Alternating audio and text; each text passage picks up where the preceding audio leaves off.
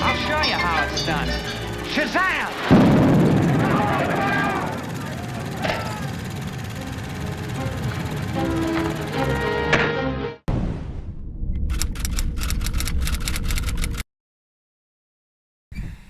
Hey guys, how you doing? Welcome back to our channel here at Underdeveloped, and today we have another movie review for you guys. We're doing a review to Tron Ares. So we already put out, fortunately we actually got the movies out. It was getting blocked, but we got them. Both of them. Yep, Tron and Tron Legacy. We have them out, so you can watch those reviews of the movies. Those reactions. Those reactions to the movies, so you can catch up to this review. That leads us to here, Tron Ares, and given the even lower box office start that this had than Tron Legacy, I've been hearing a lot of rumors that Disney is considering retiring Tron from the big screen after this. This might just be the last Tron movie, frankly. Yeah, I mean, I told you they should have done it right. I said it many times already. They should have rebooted the whole goddamn thing. Mm-hmm. From scratch instead of continuing. You might as well have, honestly. I don't really see a reason to make sequels to Tron, especially since like Tron Legacy, you set up so much shit even for Tron Legacy to start, and then you set up a whole bunch of other stuff for Tron Ares to even start. I'm like, no, we don't have in between material actually exploring any of this, so it's just all just boring setup stuff. But fair enough. Also, it's also because we're in an era where movies are not people don't go to the movies as much. Box office overall has the box office power of theatrical releases just deplete over time. It has diminished. You know what I mean? It has. So it's not hard to make a lot of money in comparison to 2010 when Tron Legacy came out. It's like the height of people going to the movies. Yeah. To see shit. You know what I'm saying? But even in comparison to other movies that are coming out this year, Tron Ares is underperforming. No, for sure. I'm not saying it's not underperforming, but I'm saying it's even worse in this climate. It is. You know yeah. I mean because that'd be better than Tron Legacy just in this climate. No one gives a shit. Yeah, I mean, if this came out around the same time as Tron Legacy, it probably would have done even better, I think. Yeah. Yeah, but even so, a lot of movies are like, you know what I mean, have not done as good as it could have been. You know what I mean, very true. Even the really successful ones, probably even more successful, came out 10 years ago. Exactly. So, Tron Ares takes place 15 years later after the events of Tron Legacy, just like in real life. And the main character is Greta Lee. She plays a character named Eve Kim. She just took control of NCOM from her sister who recently died of cancer. And, of course, she's dealing with that. That's a hard, that's pretty much a character right there. That's trauma, all that stuff. And she's in competition with the Ed Dillinger's grandson. Ed Dillinger is the villain from the first film, who initially ran NCOM. And he runs Dillinger Systems. And they're basically trying to race the concept of bringing constructs from the grid, from the game, Tron, into real life. Mm-hmm. But the problem is that there's a 29-minute barrier in between. There's a 29-minute barrier stopping the constructs from staying in reality. So they just go back, they dissolve, and they go back into the game, into the program. Mm-hmm. So basically, in Alaska, Eve Kim found an old base from Kevin Flynn, Jeff Bridges' character, and it is computers there that basically allows it to retrieve the permanence code. The permanence code basically allows these constructs to stay on past the 29-minute mark. Permanently. Essentially, forever. So she tests it out on an orange, like bringing like a actual like an orange tree to life. And they do it, and it works. It stays. Mm-hmm. Essentially, that in a way, that's like pretty much how the technology in like Star Trek and all that works. Because you're just printing out matter. Yeah. You're reorganizing atoms to print out matter. It's literally the same thing, which is why I said in like one of the other videos, I'm like, it doesn't make sense to me how they don't have transporter technology, because this is exactly how that would work. Yeah, exactly. It's essentially taking matter and reassembling the matter at a different. That's kind of nuts. That means you could take apart matter and reconstruct matter. Yes. At a different place, which actually is not that insane. I mean, it's hard. That's something that's really advanced. Yes, it would be. But that's something that I think is believable. But that would take a lot of technology. Mm-hmm. Because actually, that's because we are at it. That's a proven fact. We can break apart with just really pull together. So you could technically, if you have something that's powerful enough, you can and just smart enough, you can take it apart but you have to know how to reassemble it to a T. Essentially, it's copying and paste. Yeah. So you copy and paste from one location to the next location. Like me, it's like if I say, hey, I'm gonna do this. I'm gonna cut it. Right, boom, it goes away, and you paste it on the document. That's basically what it is. Yes, it is. That's essentially the concept, essentially of what Eve Kim is doing. Yeah. And of course, with her finding a permanence code, she becomes a huge target for fucking Dillinger's grandson, played by Evan Peters, while he pretty much brings out his program. So Ed Dillinger's grandson, he creates a program called Ares, who's a super strong, super skilled, badass Terminator program. The ultimate warrior, you might say. Essentially, yeah. And then played by Jared Leto. And then he brings him out to the real world, along with his partner, to hunt down Eve and bring her into the program and, take the permanence code from her. So that he can, rush his product to market. And and that's pretty much what it is.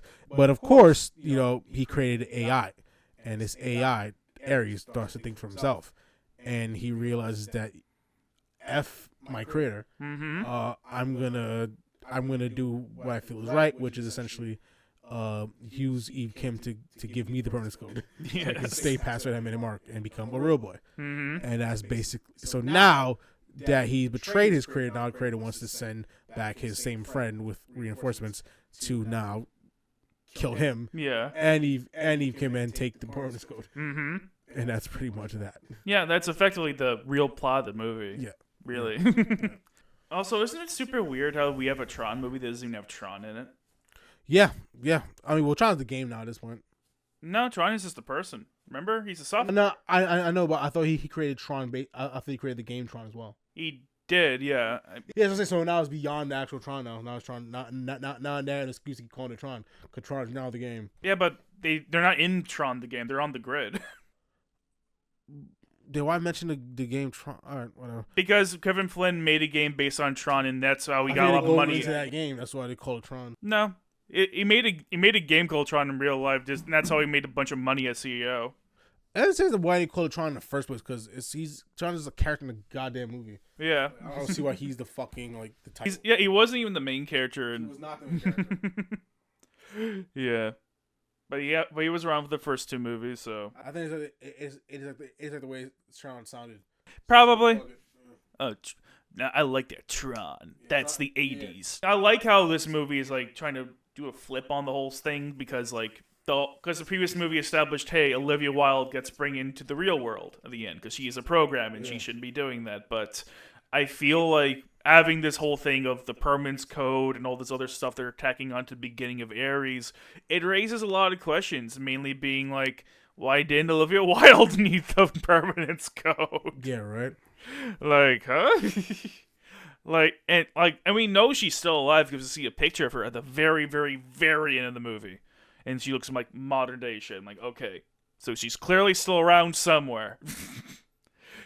I don't know why she don't need that code, but fuck it. Why not? You're right. Maybe because Kevin Flynn was around, maybe there was a special sauce. I don't know. Maybe. I don't know. Maybe he thought to but I've nothing to do. I'll put this random code I made for no reason, apparently, into her. Apparently. I don't know, man. Don't think about it too much. Yeah. Yeah, but I mean, this is definitely better than Legacy. Oh, that's not saying much, but which is you're definitely right. not saying much. But this movie does have its problems. It's not perfect. Yeah. It definitely, the meat and bones of it definitely, is kind of shoddy. I like the concept, however. The concept is smart. It works. Created. It's a fun little twist. Creator would train that creator. Taking back his own AI. Is AI even real? Can they have their own personalities? And that's kind of what we find out. Yeah. And I kind of like that aspect of it. Yeah, it has a lot of stuff that's good on paper, and I think it does a better job of executing it than Legacy did. Just executing its ideas. And I think the major problem with the execution is not that great, but it's definitely an effort. Yes, Yeah. because there are good scenes, there are good moments, but the movie is brought down by a lot of things. Like, as you may have noticed, just like Legacy, this plot also revolves around a lot of things that happened off screen, being huge parts of the setup, and that makes it a little hard to engage with some things emotionally. Like Greta Lee's sister's death would be a lot more impactful if it's something that happened in the movie itself, instead of something we are just constantly told about. Yeah, that's the worst thing you want to do. You always want to show, not tell. Yeah, exactly. Like, I feel like when it comes to showing, I think they're a little better at that with... I mean, they do a lot of telling, too, but I think with Evan Peters and his mom, played by Gillian Anderson, I think they do a little better of a job. I kind of like their dynamic, and it's a little shocking when she dies. I think that's I very think that's good. one of the brightest spots of the movie, and I like the idea. And I say the overall plot, I think the plot just really works. It's really compelling. Yeah, like, on paper, this sounds like a good movie script. Yeah, for sure. And it almost is. I feel like it almost is. Yeah. I feel like you just need, like, another draft or two, and this would be a pretty solid movie. Exactly. It's good, but it's not fully realized. Yeah. Because, like, again, there's some things that just don't really make a whole lot of sense. Like, because they go into, like, I guess it's supposed to be a recreation of the grid from the 80s, and I'm just very confused by that, and there's, like...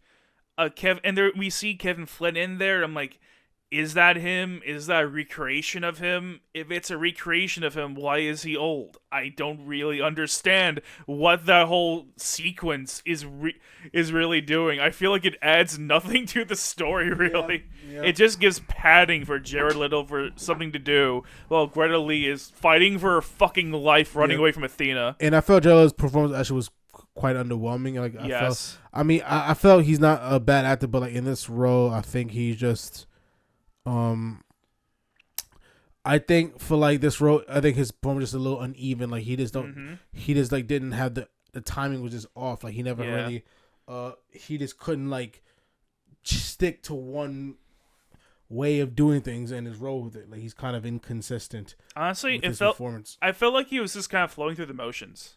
Yeah, it's like he was trying. I think he was trying to do two different things, like at different times, instead of just picking one route. Yeah, like he's not really sure or confident in any particular Yeah, exactly. direction. Like I get an idea of what he wants, but then he's mixing it with other things. Mm-hmm. Like for example, like he, he couldn't tell if he wanted to be kind of witty and charming. Couldn't tell if he just wanted to be like a soulless robot. Mm-hmm. You know what I mean? Like he's in between playing both these things. Yeah, and like I've seen other people play robots and AI and other things like that before, and they've done better jobs of balancing those things. I can name a couple of like examples of that from Star Trek itself. Both the actor who plays Data and the actor who plays the Doctor, they both have that nuance a lot better, where there's still, with the Doctor being almost human and Data being like kind of robotic but actively trying to be human. They add these elements to their character that makes them feel real enough. And Jared Leto just fundamentally lacks that. He's not convincing. He feels like he himself isn't convinced of who he is. And that's the worst thing an actor can do, is not be convinced. Mm-hmm. Not be convinced of it. If you can't convince yourself, no one's going to believe you. Yeah, and don't get me wrong, I know that that's part of Ares' journey as a character, how he's trying to find himself. But frankly, he doesn't give a convincing job of trying to find himself. He's just kind of going from one attitude to another, like willy-nilly, as you said, and it's just not... It just kind of ruins his character arc, really. Yeah, and the character had really powerful moments, and I really... room to really grow, but yeah, it's just like... You get to performance, it's kind of unsure, and not well directed. It just kind of just kills the vibe. Yeah, honestly, like, I think as much as everyone likes to share on Jared Leto, and it's fun to do so... I think he could have done a lot better with a more like active director giving him better advice. Most of acting is the director, especially when it comes to acting on camera, because that's the filmmaker's medium. Yes, not really the actor's medium. So they have to really work on getting the best performance out of, their talent. Yeah. You're absolutely right. Yeah. You're absolutely right. And that's just something that Joachim didn't really do, at least not with Jared. I think everyone else gave pretty good performances overall. Yeah. Like, Evan Peters was a pretty convincing villain. For sure. I liked him. And he had good chemistry with Gillian Anderson. Greta Lee was pretty decent. What's her name? The one... I'm blanking on her name, but the one who played Athena. Yes, Jodie Turner-Smith. She was pretty good in her role. Like, overall, this cast mostly delivered. Yeah, she was awesome. You know what I mean? Mm-hmm. Yeah, I agree. It was just the main guys. Yeah, it's mostly Jared. I'm like, come on, Jared. It's like you're trying to tank your own career at this point. Oh, I say that in jest. I'm sure he isn't, but yeah. I've seen the memes people have been saying how Tron Tron sacrificed itself as a franchise to end Jared Leto's career, and that's been funny. It's been funny to laugh at. I'm not gonna lie. That's effectively what's happened, because Tron might be dead, and Jared Leto's career might survive a little bit. I don't know. Right. It might have to go back to doing 30 seconds to. It might have to go back to doing 30 seconds to Mars songs if he even does. If he even does that still, I don't even know if he still does that. Yeah. Also, for some reason, the soundtrack of this movie is done by Nine Inch Nails. Fucking why? That's true. That's true. I guess it captured that kind of sound, that kind of era, that kind of vibe. Like, I don't know. I'm not convinced. I mean, it's not. I mean, I'm as much as I'm not their biggest fan. I'm like, I feel like a more traditionally techno rock kind of band would have been a better fit. Hell, sure. I just mentioned 30 Seconds to Mars might have even been a more fitting pick for this. I wish Daft Punk got back together. I've been cool. Yeah, that would have been cool. A Daft Punk, a Tron movie of a Daft Punk soundtrack would be epic. Fire. Even like maybe Justice, but. Yeah. Yeah. Well, I think it's time for scores, right? Or do you have more to say? I think I've reached all the talking points I wanted to bring up. I don't. If I'm forgetting something, then that's on me. Fair enough. Well, I'm giving Tron Ares a 67% on Rotten Tomatoes. Yeah. I think that's very fair. I was thinking it's like somewhere in the mid-60s too, like 65, 66. I think it's just a passing grade. Just barely a passing grade according to the United States education system. I'm like, yeah, it's a good movie, but I'm like, is it really a good movie? Anyways, guys, if you want to give it a chance, give it a chance. You know, I'm not going to stop you. Exactly. I mean, who knows? If people see it and actually vibe with it, there actually might be a Tron 4. Yeah, who we'll knows? See, but the way money's looking, I am skeptical, but hey, if it's going to happen at all, it's going to happen with you all getting your asses in the seats to see it. So if you want to, go for it. Go for it, guys. Movies need to make money. With that being said, folks, thanks for joining us here tonight. Let us know what you think about the Tron trilogy down in the comments below. Now that we've seen all three movies, now that we're one of the few people who've seen this movie, we're basically We're basically like experts on Tron, realistically speaking. Yeah, sure. I'm happy. Yeah, it's been a lot of Tron recently. That we have. Fully immersed quickly. So by all means, hit the like, subscribe button, and stay tuned for more content. We have our Halloween videos coming out. We already have our first movie, Texas Chainsaw Massacre, coming out. Soon we'll have Nightmare on Elm Street 3, The Dream Warriors, as well as some more cool horror movies for the spooky season. Later, guys. Peace.